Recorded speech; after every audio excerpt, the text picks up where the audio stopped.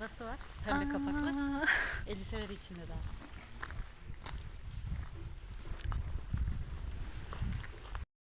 Orada öne çıkmış yol.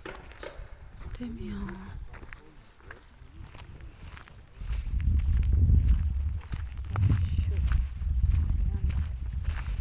Ay ya kıyamam ha. İleri doğru git, kıyafetleri içinde. Asmış duruyor.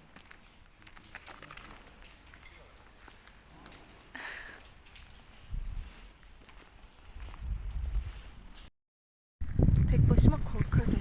Burada şey de nasıl kargocular vardı. Ya. Hatırlıyor musun? Evet. Kargo vardı. Araba altta kalmış. Aa. Tam Özkaraca. Geri döneceğiz yazıyor ya. Ekmek fırını. Özkaraca'nın girişi yeri. Baksana işte Özkaraca'nın içindeki şeyler hasret bunları. Aa. Uçurtma. Ay. Yapamadan yıkılmış. Her yer yıkılmış.